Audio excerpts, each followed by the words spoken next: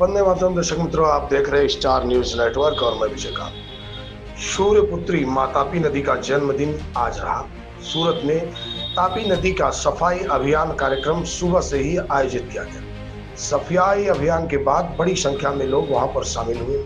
नावड़ी और ताप्ती नदी के किनारे यानी अम्बे मां मंदिर के पीछे, जो सूरत में अम्बे मां का भव्य मंदिर है, उसके पीछे जहां पर नित्य संध्या उपासना के साथ रोज नित्य आरती होती है, जनमंगल कल्याण सेवा चैरिटेबल ट्रस्ट के द्वारा वहां पर एक भव्य आयोजन किया गया। जिस भव्य आयोजन में मां तापी नदी को साड़ी पहनाई गई। साड़ी पहनाने के बाद वहां पर एक बार पुनः आरती हुई, सत्यनारायण का कथा हुआ। कई जोड़े सत्यनारायण भगवान की कथा सुने पति पत्नी सहित, और उसके बाद मां तापी नदी को साड़ी पहना करके पूरा परिक्रमा किया गया। इसके बाद वहां पर काफी लोगों की भीड़ रही और उस भीड़ में जनमंगल कल्याण सेवा चैरिटेबल ट्रस्ट द्वारा आयोजित नित्य संध्या उपासना आरती का विशेष महत्व रहा।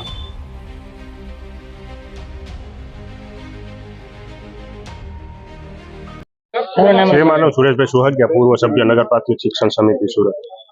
आज रोज सूरत शહેરની જીવાદોરી સમાન અને જેના નામ સ્મરણ માત્રથી દરેક પાપો ધોવાય છે એવી માતા તાપી મૈયાના જન્મ દિવસે સર્વ શહેરીજનોને પહેલા તો શુભેચ્છા પાઠવું છું।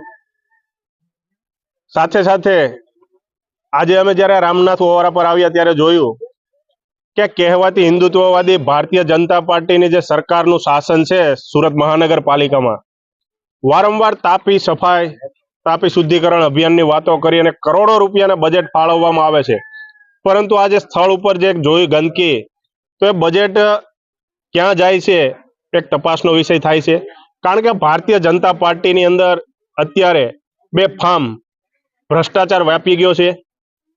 સુરત શહેરની જીવાદોરી સમાન આ તાપી નદી છે આજે એટલી પ્રદૂષિત છે કે મરણ પથારી એવો તાપી મૈયા એવું લાગી રહ્યું છે। એની અંદર જે જીવ જંતુઓ છે, માછલીઓ છે, એ પણ ખૂબ મોટા પ્રમાણમાં આજે અહીંયા જોયું તો મૃત્યુ પામેલી છે। ઓવારા પર કોઈ પણ જગ્યાએ સફાઈ નથી। એટલે હું આપના માધ્યમથી આ ભારતીય જનતા પાર્ટીના એસીમાં બેઠેલા નફ્ફટ શાસકોને કહેવા માંગુ છું કે તમે જે ગાય માતા અને તાપી માતાના નામે વારંવાર મત માંગો છો, પણ આ તાપી માતાને માટે પણ તમે કંઈક કરો એવી આપ સૌને વિનંતી છે। આજ રોજ સુરત શહેર જિલ્લા કોંગ્રેસ સમિતિ વતી તાપી માતાનો પ્રાગટ્ય દિવસ હોય, આ નિમિત્તે અમે અશ્વિની કુમાર ખાતે જે ઓવારો આવેલો છે ત્યાં સફાઈ અભિયાનનો કાર્યક્રમ રાખેલો અને સાથે સાથે એક આરતીનો પણ કાર્યક્રમ રાખેલો, પૂજા પાઠનો કાર્યક્રમ રાખેલો। એટલે આજના આ દિવસે સૂર્યપુત્રી તાપી મૈયાના પ્રાગટ્ય દિને સમગ્ર સુરત શહેરની જનતાને હું શુભકામના પાઠવું છું। ને સાથે સાથે અહીંયા ચિંતાનો વિષય પણ એક સામે આવ્યો છે, કારણ કે ગંદકી તો છે જ, ખૂબ વ્યાપક પ્રમાણમાં ગંદકી છે। સાથે સાથે અસંખ્ય સંખ્યાની અંદર જે માછલાઓ જે અંદર પાણીમાં અંદર મરેલા છે, તો અહીંયાથી આ તાપી માતાનું પાણી આપણી ઘેર પણ આવે છે। તો આ એક સવાલ ખૂબ મોટો છે કે આ પાણી કેટલું દૂષિત છે એ આપણે અહીંયા જોઈ શકીએ છીએ।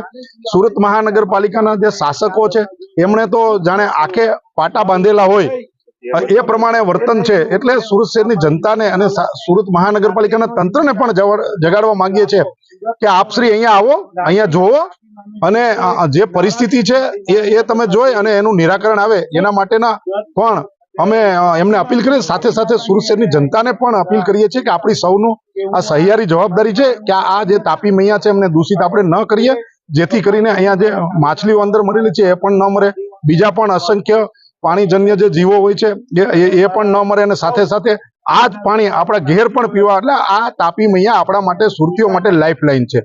એટલે આપણી સૌની સામૂહિક જવાબદારી છે એ પણ હું સુરત શહેરની જનતાને કહું છું। અને ફરી એક વખત આજના દિવસે સુરત શહેર જિલ્લા કોંગ્રેસ સમિતિ વતી હું તાપી મૈયાના પ્રાગટ્ય દિને સમગ્ર સુરત શહેરની जनता ने शुभकामना पाठवुं छुं। आगे की जानकारी के लिए बने रहे, देखते रहे स्टार न्यूज नेटवर्क। जय हिंद, जय भारत।